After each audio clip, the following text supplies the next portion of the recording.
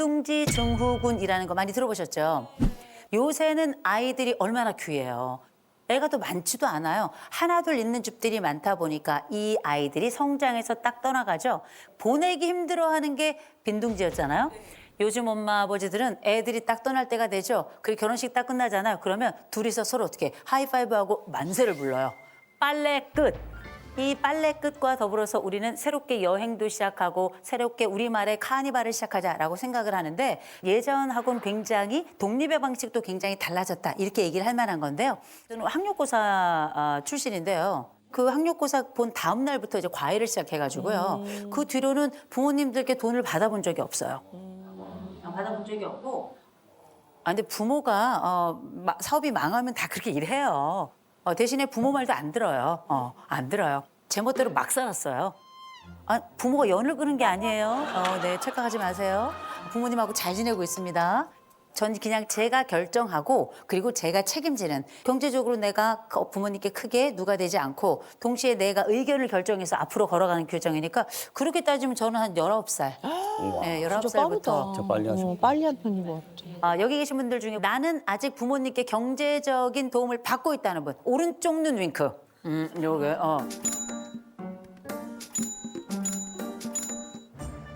꽤 많아.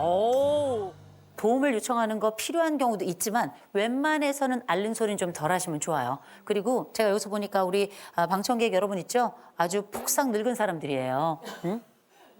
어린아이가 없다는 거예요. 그렇죠? 우리가 나이 들어서 성인으로 산다는 건 뭐냐면 경제적으로까지 독립을 해야 이게 진정한 독립이다라는 거 먼저 말씀을 드리는데 그럼에도 불구하고 우리는 또 다른 정서적 독립도 굉장히 중요합니다. 이걸 우리가 심리적 탯줄이다 이렇게 이야기를 하죠. 우리나라 부모 자식 관계 굉장히 집착적입니다. 촌농이 녹아서 어디서부터 어디까지가 부모고 어디서부터 어디까지가 자식인지 알 수 없는 상황이 되고 이렇다 보니까 이별만큼 어려운 게 없어요. 이거는 자식 세대가 그 부모 세대로부터 나오기도 해야 되지만 동시에 부모도 이 자식들하고 독립을 못하는 거예요. 완전히 섞여가지고 네가 내 살인지 내 살이 네 살인지 이해가 안 되는 이런 상황이 좀 접어드는 거거든요. 독립 불가예요. 아주 병리적으로 엮여있는 가족이고 대단히 분화도가 낮기 때문에 분화도라는 건 뭐냐? 어떤 문제가 터졌을 때 이 문제를 감정적이 아니라 독립적이고 동시에 합리적으로 이성적으로 풀어가는 그 능력과 정도, 수준을 말하는 건데 이 집은 전체적으로 분화도가 다 낮은 거예요. 최종적으로 제가 지금 말씀드렸던 이 사례, 이 집은 어떻게 했는지 아세요? 이혼해야 될 것 같아. 이혼 안 했어요. 안 됐어요? 이민 갔어요. 우리가 알고 있는 이 독립과 관련해서 우리가 몇 가지 기억해야 될 것이 있다. 자식은 기쁨이 될 수 없다. 더군다나 제일 위험한 건 유일한 기쁨이 될 때예요. 자식이 유일한 기쁨이 된다는 건 그건 이미 유일한 기쁨이 아니라 그냥 내 자신이 된 거거든요. 그래서 자식은 유일한 기쁨이 돼서는 안 된다라고 먼저 말씀을 드려요. 자, 그런 차원에서 진짜 독립이라고 하는 건 혼자 살아가는 것이 정수가 아니라 건강하게 따로 있지만 어른답게 대화하고 같이 협업할 수 있는 능력까지 가진 걸 전 이걸 독립이라고 부르고 싶습니다. 3가지 부모들이 하지 말아야 될 소리가 있어요. 죽는 소리, 앓는 소리, 욕하는 소리. 요거 넘버 3인데요. 돈이 없어 죽겠다. 아우, 난 이거 꼭 해야 되는데 난 왜 이렇게 힘들게 사니? 이게 다 죽는 소리예요. 그죠? 2번째, 앓는 소리. 아프다, 아프다, 아프다, 아프다, 아프다. 아프다, 아프다, 아프다 하면 나중엔 아프다 소리로 들리지도 않아요. 3번째, 욕하는 소리. 머저리 같은 놈이, 이 모질한 놈이, 이 한심한 놈이, 이 효도 모르는 놈이 네가 뭐가 되겠냐 이런 얘기들이 있죠. 이거 다 뭡니까? 자식들의 미래를 완벽하게 갉아먹는 소리입니다. 제가 아주 가까운 사람이 있었는데 그 사람의 경우는 나이가 40대 지금 초반입니다. 40대 초반인데 부모님하고 같이 살아요. 이 딸 혼자 버는 돈으로 이 부모님이 살아가고 있어요. 이게 지금 이 40대인 이 딸이 고등학교 3학년 때부터 시작된 일이에요. 엄마 아버지가 전혀 일을 하지 않았고요. 어머니가 아파요. 딸에게 전화해. 병원 같이 가. 아버지가 은행 가야 돼. 딸에게 전화해. 은행 같이 가. 집에서도 밥 안 먹고 기다리고 있어요. 어머. 딸이 와서 그 밥 다 해요. 그리고 나서 그 밥 차려가지고 식구들이 같이 밥을 먹어요. 이 딸 새벽 4시에 일어나가지고 일 시작해요. 새벽 4시에 일어나서 밤에 11시, 12시까지 일을 하는 딸이에요. 그럼 내 삶이 없잖아. 없지. 그래가지고 뭐 할까요? 결국 안 되겠다 싶어서 이 딸이 나왔어요. 딱 나왔어. 그러면 이제 독자적으로 또 살아야 되잖아요. 근데 이 딸이 남자친구가 생겼어. 그랬더니 무슨 일이 벌어졌냐면 이 딸한테 아버지가 얘기한 거야. 아프다, 아프다. 네가 있어야 된다, 네가 있어야 된다. 결국은 이 딸은 이 남자친구랑 헤어지고 다시 친정으로 들어왔어요. 이렇게 자식의 앞길 막고 자식의 청춘에 집을 내어서 이렇게 사는 부모를 저는 거머리 부모라고 불러요. 전 기꺼이 그렇게 불러야 된다고 생각해요. 이 여인이 이 집에서 딱 나왔어. 이 집은 어떻게 될까요? 돌아가요. 이게 의인들, 착한 사람들의 역기능이에요, 이게. 이 착한 사람 하나를 중심으로 나머지 가족이 다 병리적으로 되는 경우도 있는데 미친 듯이 도망 나와야 돼요. 굉장히 중요한 겁니다. 혹시 내 부모가 죽는 소리에, 내 부모가 앓는 소리에 이렇게 내 미래를 막는 욕하는 소리 하잖아요. 언제부터 우리가 부모 말 잘 들었다고 그런 얘기를 고지고 그대로 들어요. 무시하시기 바랍니다. 진심으로 듣지 않으시기 바랍니다. 자식들도 부모들한테 하면 안 되는 3종 세트가 있습니다. 죽는 소리, 앓는 소리, 욕 같은 소리. 죽는 소리 뭔지 아십니까? 자기 목숨을 담보로 부모 협박하는 애들 많아요. 응? 그건 진짜 최악이다. 죽어버릴 거야. 나 이거 안 해주면 죽어버릴 거야. 나 창문에서 뛰어내릴 거야. 정말 최악인 겁니다. 그럼 어떻게? 부모들이 쩔쩔매겠죠. 죽지만 마라. 죽지만 마라. 사람만 있어라. 그게 사람입니까? 들어주고 죽지도 못하면서. 그리고 부모들은 정말 기억하셔야 됩니다. 이건 반드시 습관돼요. 반드시 습관이 됩니다. 병을 만들어서 주변 사람들을 움직이는 사람들도 있어요. 이 병을 하나의 도구로 쓰는 사람들이 있어요. 근데 매번 죽겠다고 얘기하는 아이는 반드시 병인 겁니다. 그래서 어떻게 병원에 데려가셔야 돼요. 그건 되게 중요한 거예요. 두 번째, 앓는 소리가 있습니다. 이 앓는 소리 다른 거 아니에요. 없어, 조금만, 도와줘. 세 번째, 욕 같은 소리 있어요. 뭐 해줬는데? 엄마, 아버지가 나한테 그때 상처를 줘서 내 인생이 이렇게 된 거 아니야. 그러려면 왜 낳았어요? 이런 얘기 하시죠?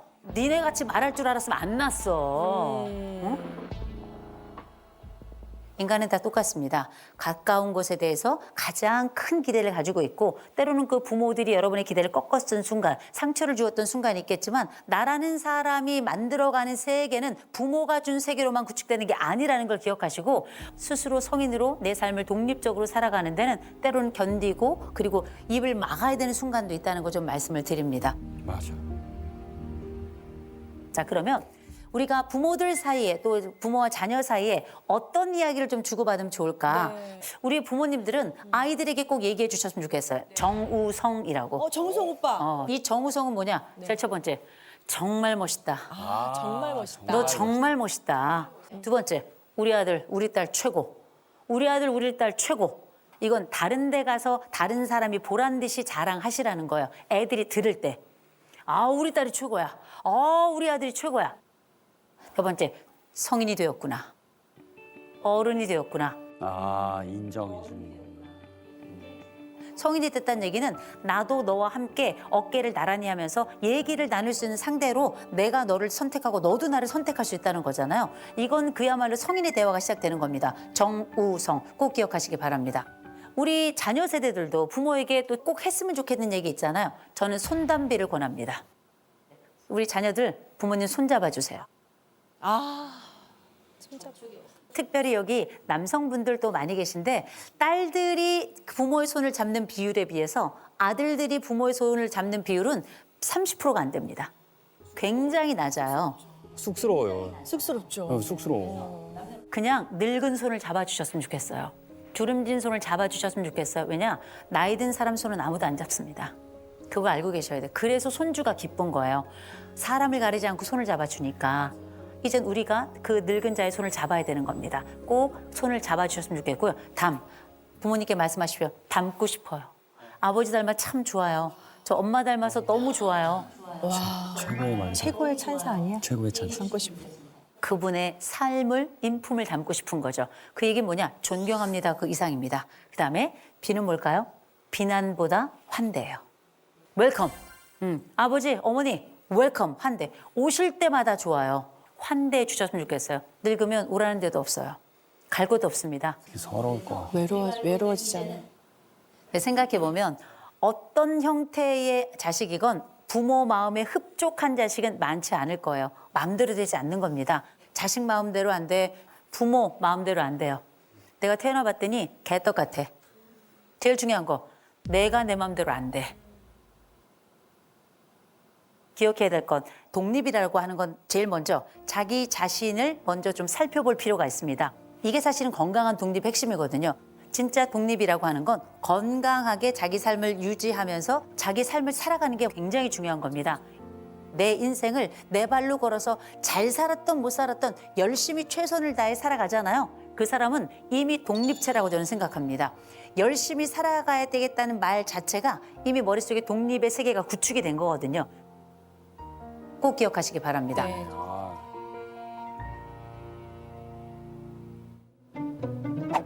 네, 좋아요. 네, 좋습니다. 네네. 네, 저는 싱어송라이터로 활동하고 있는 빈하영이라고 합니다. 네. 아니 이분 나 어디서 봤어? 제가 그 도시그죠? 피아니스트. 네네.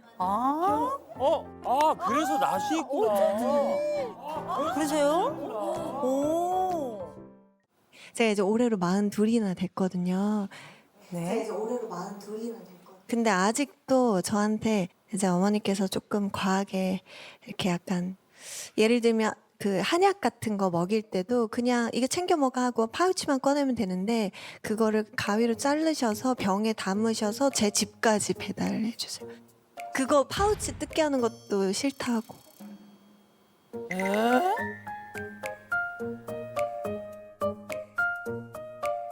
그래서 저는 엄마 그냥 싱싱한 파우치를 주면 되는데, 그러니까 도시락을 저한테 항상 주시거든요. 밥 못 챙겨 먹니 하면서 제가 외부에 약속이 있을 땐 가끔 와서 깜짝 놀래요. 집에 도시락이 도착해 있어요. 부모님이 주신. 네. 어머니께서 지금 독립은 하셨어요? 독립은 했습니다. 네. 내가 봤을 땐 잠시 그냥 떨어져만 있는 건데 네. 독립은 아닌 것 같아. 이거. 그런데 그 어머니하고 집 거리는 얼마나 돼요? 한 25분 정도. 걸어서요? 거리에, 네. 그러시구나. 아니, 버스로. 네. 버스로. 그럼 꽤 거리가 되네요. 네, 일부러 네. 멀리 왔어요. 사실 근처에 제가 자취를 했더니 네네. 세 끼를 다 어머. 주시는 거예요.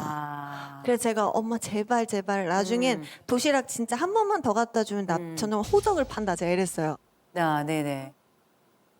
왜냐면 저희 어머니께서 척추랑 이제 목이랑 다 그 디스크 수술을 하셔가지고 몸이 정상은 아니시거든요. 근데도 일하시고 계셔서 힘드신데 버스 타고 걸어서 그거를 들고요? 네, 그걸 가지고 오시니까 저는 너무 자녀로서 별로 제가 어머니한테 늘 그래요. 어머니의 마음이 나쁜 게 아니라 엄마가 그렇게 가져오면 내가 속상해. 이렇게 말씀을 드리는데 어머니께서 이제 약간 먹이는 게 자신의 사랑이 이렇게 들어간다고 생각하시나 봐요. 그러면 엄마가 나를 살피고 조금 과하다 싶다 느꼈던 그 첫 번째 지점은 어떤 때였을까요? 그 연애를 하거나 그러면 남자친구 번호를 적고 나갔어야 돼요.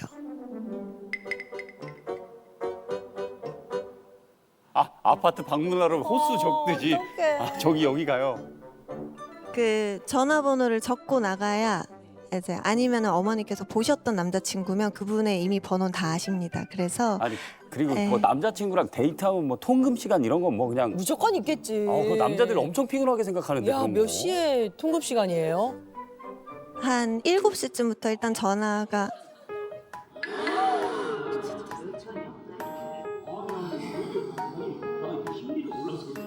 7시부터 우리 역사가 시작되는데. 그럼 아니 역사가 시작도 아니고 그건 예. 빌드업하는 시간이야. 그때는 빌드업, 7시면 빌드업 빌드업. 들어가는 시간. 초저녁에. 그 7시에 왜 전화를 하시냐면 몇 시에 보내줄 건지를 약속 받으시려고. 야. 네. 그러니까 저한테 전화를 하시는데 제가 이제 어머니가 하도 그러시니까 제가 전화를 안 받잖아요. 그러면 이제 그분한테 전화를 하는 거예요. 그래서 우리 딸 몇 시에 보낼 거냐. 예?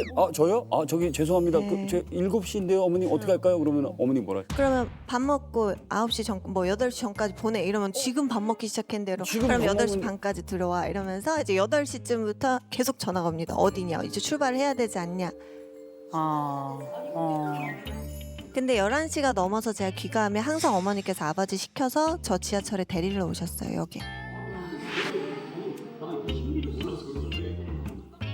많이 놀라셨다 지금 남자분들이 남성분들이. 지금 예. 얘기 내내 쉽지 야, 않은데. 쉽지 않다. 뭐지? 이러면서. 네. 너무 개입을 많이 하니까 우리.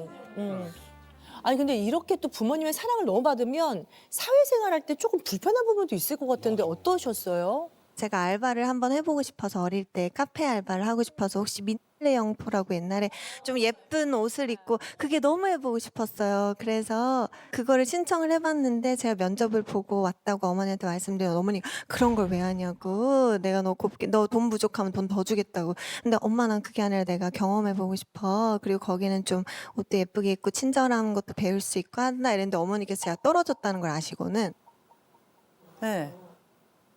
거기 연락해서 어머, 내 딸이 왜 떨어졌냐고. 알바 떨어졌다고 전화했어요? 네. 진짜로?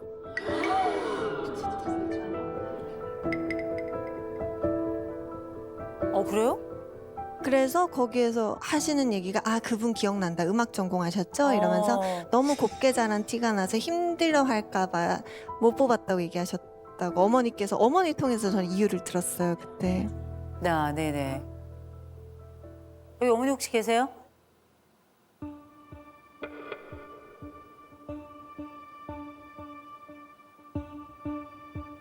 원래 오시게 하시려고 했는데 어머니께서 나는 너랑 문제가 없어 이러시면서 저만 이렇게 답답한 거예요. 어머니는 문제가 없다고 얘기를 안 하시더라고요. 오셨어 그래서? 네, 안 오셨어요. 그래서 저만.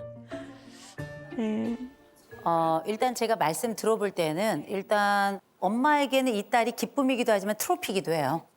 더군다나 우리 아이들 그 예체능 시켜본 분들은 아십니다. 저분은 돈으로 쌓아진 탑이에요. 네.